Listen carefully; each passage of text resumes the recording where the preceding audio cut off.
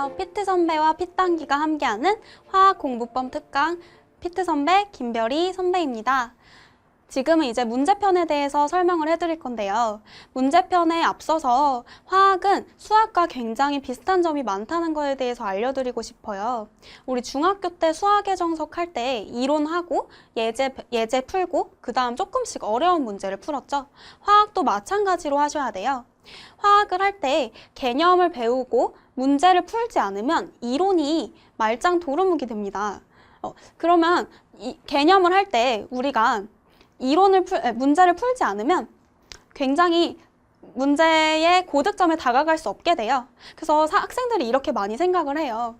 난 아직 이론도 끝나지 않았는데 어떻게 문제를 풀어? 라고 생각을 하시는데 절대 그렇게 하지 마시고 쉬운 예제 문제나 쉬운 기출 문제 아니면 수능 문제부터 먼저 시작하시는 게 가장 중요합니다.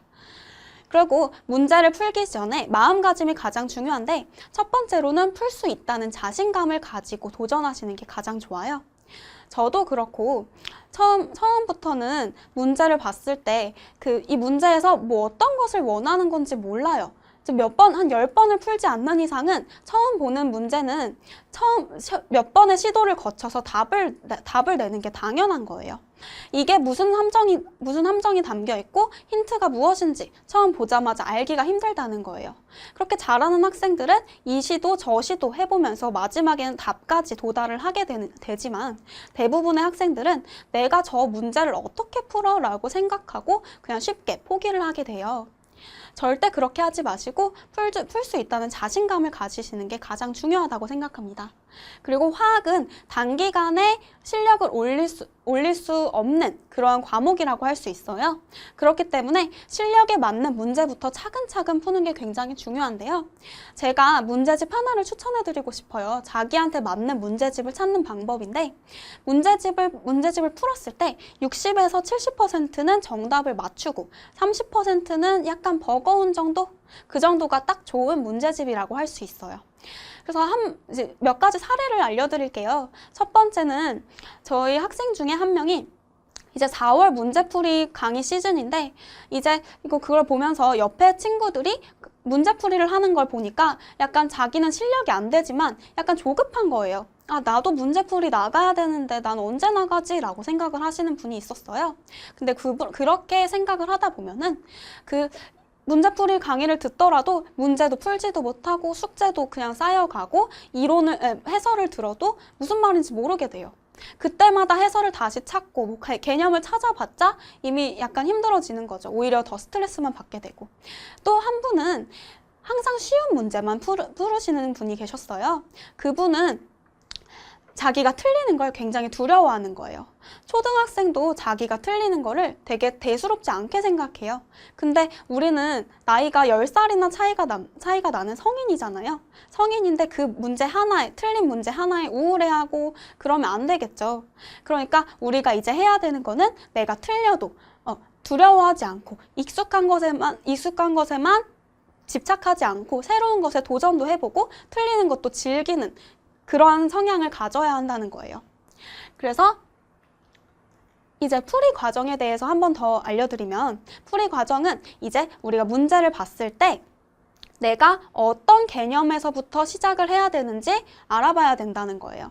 한 학생이 이제 문제를 풀고 있는 걸 제가 봤는데 약간 어떤 과정에서 되게 이상한 과정이 있는 거예요. 그래서 왜 이렇게 쓰셨어요? 라고 했더니 약간 말문이 막혀요. 그러면 자기가 과정을 잘못 쓰고 있었구나 라고 생각을 하고 계시는 거예요. 하지만 잘하는 학생들은 문제를 풀면서 되게 풀이 과정을 예쁘고 깔끔하게 써요. A고 B니까 C고 C에서 D니까 답은 2번이네 라고 문제를 풀어가는 거예요. 이런 식으로 논리적으로 문제를 풀어야지 절대 감으로 풀면 안 된다는 거예요. 논리적으로 풀다 보면 한 문제를 풀더라도 제대로 풀게 되는 거고 그 한 문제를 품으로써 실력이 상승하는 것까지 기대를 할 수 있다는 거예요. 그리고 이제 가장 중요한 건 틀린 문제를 어떻게 대하는지예요. 문제풀이는 중요하지 않아요. 문제는 어차피 똑같은 거 또 풀고 하기 때문에 문제를 풀어서 이제 틀린 문제를 가장 소중하게 대해줘야 되는 거예요. 틀린 문제는 내 보물이라고 생각하고 무조건 처음부터 끝까지 처음부터 끝까지 그 과정을 소중하게 다뤄주세요. 내가 못하는 학생들은 그 틀린 문제를 보게 되면 내가 이걸 왜 틀렸지? 라고 생각을 하지 않고 그냥 해설 강의를 바로 보게 돼요. 해설 강의에서 선생님이 이건 이렇게 됩니다 라고 얘기를 했을 때 절대로 그 책을 다시 한번 보지 않고 그냥 본고사 때까지 닫아놓게 돼요. 하지만 잘하는 학생 같은 경우에는 틀린 문제를 자기 혼자 판단하고 해석하고 어떤 부분이 잘못됐는지 그걸 확인을 하게 돼요. 그럼으로써 잘하는 학생과 못하는 학생이 격차가 심하게 벌어지는 거예요. 틀린 문제를 절대 그냥 수동적으로 넘어가지 말고 능동적으로 한 번 더 봐주시길 바래요. 또 문제풀이 후에 한 걸음 더 물러서서 그 문제를 바라보는 것도 굉장히 중요한데요. 고난도 문제를 풀었을 때 여기 갔다가 저기 갔다가 틀린 것도 갔다가 틀린 문제풀이로 했다가 또 다시 제대로 된 문제풀이도 하고 이런 식으로 굉장히 힘들게 문제풀이를 하게 되는데요. 고난도 문항을 다루게 될 때는 그때 가장 중요한 건 멀리서 내가 어느 부분은 잘했고 어느 부분은 오개념이 있었고 어느 부분은 이렇게 접근을 잘못했고 만약에 이 방법으로 했었으면 더 괜찮았겠다라는 식으로 한번 생각을 해보는 거예요.